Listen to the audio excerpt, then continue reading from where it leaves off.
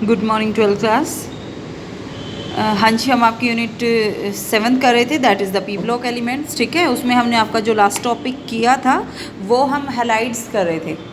ठीक है, reactivity with towards halogen की जो 15 ग्रुप के एलिमेंट है वो हेलोजन के साथ आपकी रिएक्शन करके टू टाइप के आपके पर्टिकुलरली हैलाइड्स फॉर्म करते हैं, that is try halide and penta halide. ठीक है, उसमें आपका जो वीडियो है वो बीच में थोड़ा सा डिस्टर्ब हो गया था। ठीक है, तो हम आपका ये टॉपिक दोबारा से एक बार मैं आपको बताती हूँ। ठीक है, तो एक बार ध्यान से देखना, बहुत इंपॉर्टेंट टॉपिक है।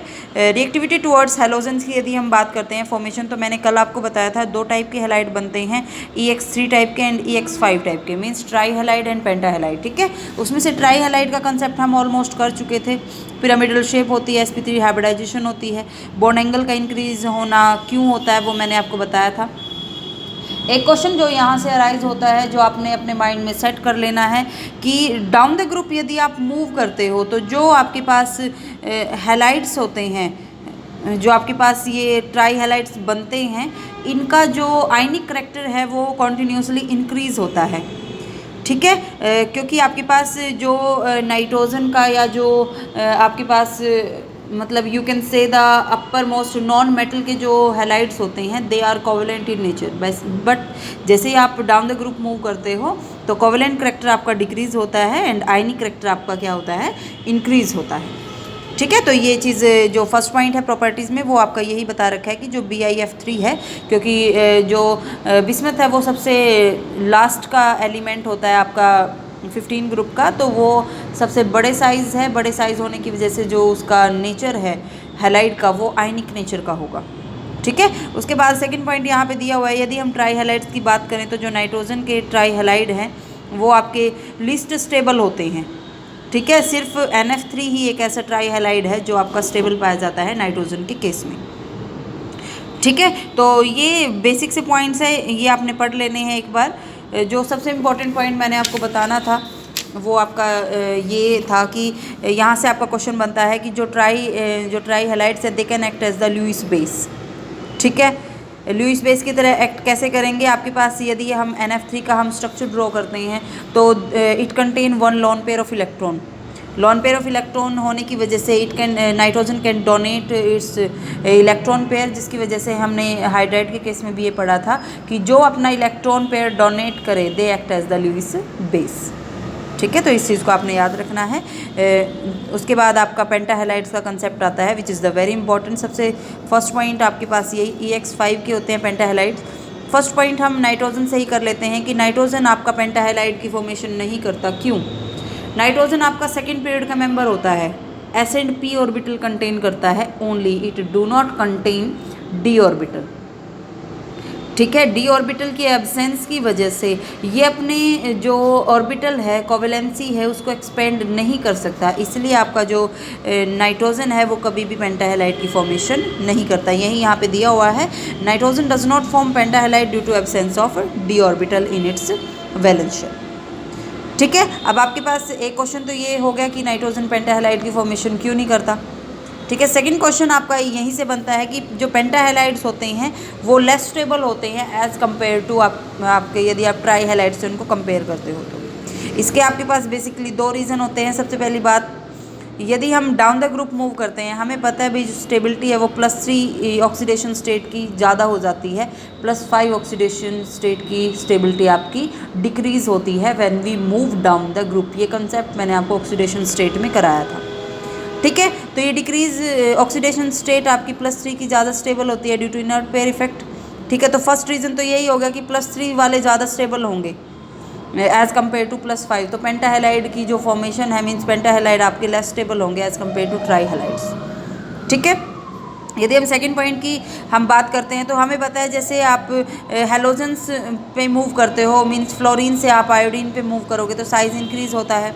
साइज़ इंक्रीज़ होने से जो आपके पास स्ट्रेंथ है, यदि आप बात करोगे फॉस्फोरस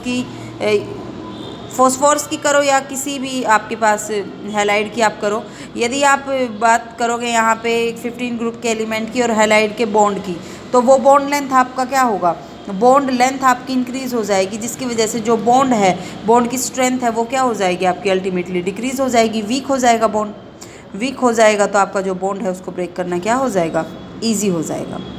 ठीक है, तो सेकंड रीज़न आपके पास ये हो सकता है। तो दो आपके पास रीज़न है। ये क्वेश्चन आपने ज़रूर करना है कि पेंटाहेलाइड थर्मली लेस स्टेबल होते हैं ट्राईहेलाइड से, क्यों होते हैं। फर्स्ट क्वेश्चन मैंने बताया था नाइट्रोजन आपके पेंटाहेलाइड की फॉर्मेशन नहीं करते, क्यों नहीं करते, इसको भी आपने अपने माइंड में सेट करना है। ठीक है, जो यदि आप स्ट्रक्चर की बात यहाँ पे करते हो, ये आपका बेसिक दिया हुआ है प्रिपरेशन वगैरह का कंसेप्ट। प्रिपरेशन की जो रिएक्शंस है वो आपने नहीं करनी, आपने करना है स्ट्रक्चर की यदि मैं बात करूँ तो स्ट्रक्चर आपका पेंटाहेलाइड का कुछ इस टाइप का होता है। PF5 का यहाँ पे बनाया हुआ है। फॉस्फोरस आपका सेंट्रल एटम है। 3 आपके जो है फ्लोरीन 120 डिग्री के एंगल पे प्रेजेंट होते हैं। एक अबव द प्लेन, सेकंड आपका क्या होता है बिलो द प्लेन। तो 5 आपके पास बॉन्ड प्रेजेंट होते हैं। इनको आप बोलते हो equatorial, these are the axial bond. ठीक है, और जो ज्योमेट्री है सैपर थ्योरी के अकॉर्डिंग आप निकाल सकते हो, that will be the trigonal bipyramidal. ठीक है, एंड हाइब्रिडाइजेशन की यदि आप बात करोगे तो वो आपकी क्या हो जाएगी, sp3d। ठीक है, तो ये कंसेप्ट आपने याद रखना है। क्वेश्चन यहाँ से अराइज होता है, वो क्वेश्चन अपने माइंड में सेट कर लेना है कि आपके पास जो एक्सियल बॉन्ड हैं वो लॉन्गर बॉन्ड होते हैं एज कम्पेयर टू, यहाँ पे दिया हुआ है axial bond are longer as compared to equatorial.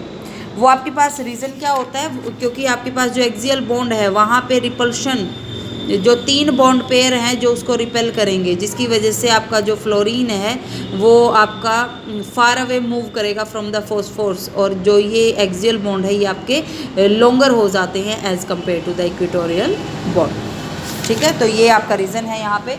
Next आपका जो यहाँ से एक क्वेश्चन बनता है प्रॉपर्टीज़ में से, क्वेश्चन आपका बनता है कि PCl5 आपका गुड क्लोरिनेटिंग एजेंट होता है, क्यों? क्योंकि PCl5 आपका बेटा थर्मली लेस स्टेबल होता है। लेस स्टेबल होने की वजह से ये आपका ब्रेक होके ट्राईहेलाइड बनाता है और साथ में Cl2 गैस को आपका रिलीज़ करता है, इसलिए आप बोलते हैं Cl2 देता है, क्लोरीन हमें प्रोवाइड करता है, तो means it act as the good chlorinating agent.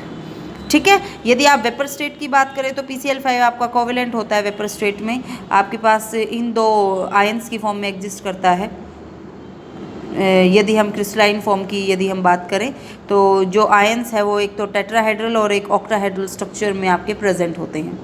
ठीक है, नेक्स्ट क्वेश्चन आपका बहुत इंपॉर्टेंट पेंटाहेलाइड से बनता है कि पेंटाहेलाइड्स आपके लुईस एसिड होते हैं, क्यों? ऐसा क्यों होता है? क्योंकि पेंटाहेलाइड के पास वेकेंट डी ऑर्बिटल प्रेजेंट होते हैं।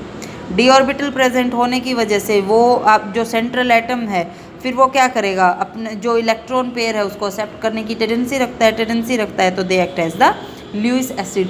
जो इलेक्ट्रॉन पेयर को एक्सेप्ट करे वो आपके लुईस एसिड होते हैं। ठीक है, एक क्वेश्चन मैं आपको बता देती हूँ, एक क्वेश्चन और आप यहाँ से बना सकते हो।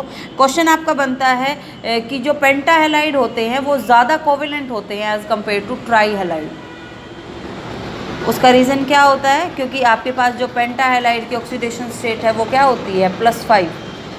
ठीक है, और एलिमेंट जो +5 ऑक्सीडेशन स्टेट में प्रेजेंट होते हैं उनकी पोलराइजिंग पावर ज़्यादा होती है एज़ कम्पेयर टू +3, जिसकी वजह से वो क्या हो जाते हैं, ज़्यादा कोवेलेंट नेचर के हो जाते हैं। ठीक है, तो ये आपका हैलाइड्स का कंसेप्ट था। नेक्स्ट रिएक्टिविटी में ही आता है, रिएक्टिविटी विद मेटल्स। तो आपको पता है कि ग्रुप 15 के एलिमेंट, एक चीज़ याद रखना, +3 ऑक्सीडेशन स्टेट में एग्जिस्ट करते हैं जो वो मेटल के साथ कंपाउंड फॉर्मेशन करते हैं। ठीक है, और वहाँ से डिफरेंट टाइप के आपके कंपाउंड बनते हैं, that can be nitride, phosphide, arsenide. ठीक है, अलग अलग टाइप के वहाँ पे कंपाउंड बनते हैं।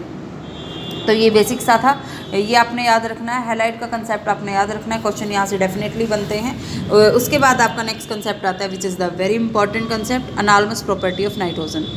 11th क्लास में आपने पढ़ चुके हो कि ग्रुप का जो फर्स्ट मेंबर होता है वो हमेशा अनालमस का मीनिंग क्या होता है, डिफरेंट प्रॉपर्टी शो करता है यदि हम उसके ग्रुप के एलिमेंट्स से उसको कंपेयर करें तो। ठीक है, सेम यहाँ पे 15 ग्रुप की हम बात कर रहे हैं तो नाइट्रोजन आपका अनालमस प्रॉपर्टी शो करता है। करता क्यों है? क्योंकि बहुत ज़्यादा स्मॉल साइज़ का होता है, एटॉमिक साइज स्मॉल होता है, इलेक्ट्रोनेगेटिविटी ज़्यादा होती है, आयनाइजेशन एंथैल्पी हाई होती है, एंड डी ऑर्बिटल आपका एब्सेंस होता है, डी ऑर्बिटल प्रेजेंट नहीं होता वैलेंस शेल में नाइट्रोजन के। ठीक है, अब ये तो हो गया कि क्यों करता है, वो आप रीजन पढ़ चुके हो। अब कौन कौन सी प्रॉपर्टी डिफरेंट शो करता है वो आप यहाँ पे देखो। सबसे फर्स्ट प्रॉपर्टी यहाँ पे दी हुई है formation of P pi multiple bond. अब मैं आपको बताती हूँ, नाइट्रोजन आपका ट्रिपल बॉन्ड में दूसरे नाइट्रोजन से जुड़ा होता है। N2 exist as the gas at room temperature.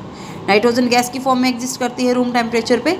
Small size और हाई इलेक्ट्रोनेगेटिविटी की वजह से वो मल्टीपल बॉन्ड बना सकती है, पी पाई मल्टीपल बॉन्ड। क्योंकि स्मॉल साइज होने की वजह से जो आपके ऑर्बिटल है एक नाइट्रोजन का, वो दूसरे नाइट्रोजन के ऑर्बिटल के साथ डिफ्यूज़ हो जाता है, ओवरलैप हो जाता है। ओवरलैपिंग की वजह से मल्टीपल बॉन्डिंग होती है। किसकी वजह से हुई? स्मॉल साइज की वजह से एंड हाई, जो आपके पास हाई इलेक्ट्रोनेगेटिविटी है उसकी वजह से। ठीक है, अब यहाँ से एक क्वेश्चन बनता है कि जो नाइट्रोजन है, N2 आपका लेस रिएक्टिव होता है एट रूम टेम्परेचर।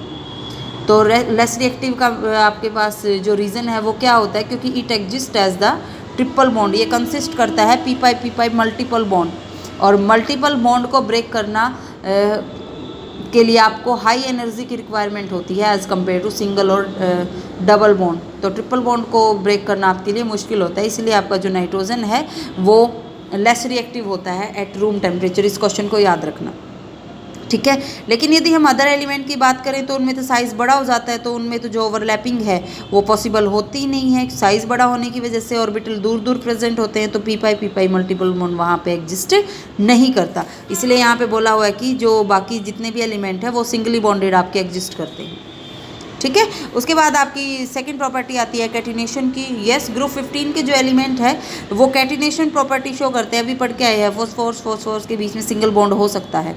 कैटिनेशन होती क्या है? सेल्फ लिंकिंग ऑफ एटम्स, ठीक है। 10th में पढ़ा था, कार्बन की 2 प्रॉपर्टी आपने बेसिकली पढ़ी थी, उसमें कैटिनेशन प्रॉपर्टी एक स्टडी करके आए थे आप, ठीक है। तो कैटिनेशन एक्सटेंट तो होता है 15 ग्रुप के मेंबर का, लेकिन कार्बन से कम, ठीक है। यदि हम बॉन्ड स्ट्रेंथ का कंपेयर करें तो कार्बन का जो बॉन्ड होता है वो स्ट्रॉन्ग होता है, नाइट्रोजन का वीक। सबसे स्ट्रॉन्ग बॉन्ड 15 ग्रुप के एलिमेंट्स में आपका होता है फॉस्फोरस का, ठीक है। नाइट्रोजन आपका सिंगल बॉन्ड में आपका वीक बॉन्ड होता है, नाइट्रोजन के बीच में सिंगल बॉन्ड। यदि हम बात करें तो नाइट्रोजन आपका 3 एटम को एक तरह से 3 एटम की फॉर्म में कंबाइन कर सकता है, means it can form azide ion, N3 negative ion की फॉर्म में it can exist which is stable, ठीक है। अब क्वेश्चन यहाँ पे आता है कि नाइट्रोजन सिंगल बॉन्ड आपका वीक क्यों होता है? क्योंकि नाइट्रोजन के पास इलेक्ट्रॉन पेयर प्रेजेंट होता है, lone pair of electron. Small size होने की वजह से ये जो इलेक्ट्रॉन पेयर हैं ये एक दूसरे को रिपेल करेंगे, लोन पेयर ऑफ इलेक्ट्रॉन, और जिसकी वजह से ये बॉन्ड क्या हो जाएगा? आपका वीक हो जाएगा, ठीक है। तो अजाइड आपने याद रखना है, N3 नेगेटिव की फॉर्म में इट कैन एग्जिस्ट। यदि हम रिएक्टिविटी की बात करते हैं तो मैं आपको बता चुकी हूँ, रूम टेम्परेचर पे नाइट्रोजन आपकी लेस रिएक्टिव होती है। क्यों होती है? मैक्सिमम कोवेलेंसी का कंसेप्ट हम कर चुके थे कि नाइट्रोजन आपका सेकंड पीरियड का मेंबर है, तो इसके पास डी ऑर्बिटल नहीं होता, तो इसकी कोवेलेंसी मैक्सिमम आपके पास सिर्फ 4 हो सकती है, वो भी आयंस के केस में, ठीक है। बियॉन्ड 4 नहीं हो सकती, क्योंकि डी ऑर्बिटल की एब्सेंस की वजह से ये अपनी कोवेलेंसी को एक्सपेंड नहीं कर पाता। D P pi multiple bond भी नहीं बनाएगा, क्योंकि वहाँ पे डी ऑर्बिटल प्रेजेंट होता ही नहीं है, तो नाइट्रोजन तो बनाएगा नहीं, बाकी सारे एलिमेंट है वो D P pi multiple bonding आपकी शो कर सकते हैं, ठीक है। उसके बाद यदि नॉन मेटेलिक करैक्टर की बात करें तो हाई इलेक्ट्रोनेगेटिविटी की वजह से nitrogen most non metallic element होता है, इस चीज़ को याद रखना, ठीक है। ये हम पढ़ चुके हैं कि डाउन द ग्रुप आपका मेटेलिक करैक्टर इंक्रीज होता है, बिस्मथ आपकी क्या हो जाती है? मेटल हो जाती है, ठीक है। ट्राई नेगेटिव आयन की बात करें तो यस वी नो कि N3 नेगेटिव एजाइड आयन की फॉर्म में ये एग्जिस्ट करता है, बाकी जो मेंबर्स है वो ऐसा नहीं कर सकते, तो ये भी एनालमस प्रॉपर्टी होगी। हाइड्राइड्स की बात करें तो जो NH3 है, जो नाइट्रोजन है वो NH3 का हाइड्राइड बनाता है विच इज़ वेरी स्टेबल, ठीक है। लेकिन जो अदर एलिमेंट के यदि हम हाइड्राइड की बात करें तो वो इतने ज़्यादा स्टेबल नहीं होते। ये स्टेबल होता है क्योंकि इसमें हाइड्रोजन बॉन्डिंग होती है, लेकिन अदर हाइड्राइड में कोई भी हाइड्रोजन बॉन्डिंग प्रेजेंट नहीं होती, ठीक है। ऑक्साइड का कंसेप्ट हम पढ़ चुके हैं। ऑक्साइड आपके पास 5 टाइप के ऑक्साइड, यहाँ पे आपका जो नाइट्रोजन है वो फॉर्म कर सकता है, लेकिन फॉस्फोरस आपके 3 ऑक्साइड बनाता है, और जो बिस्मथ है वो सिर्फ एक ही टाइप का ऑक्साइड आपका फॉर्म करता है, ठीक है।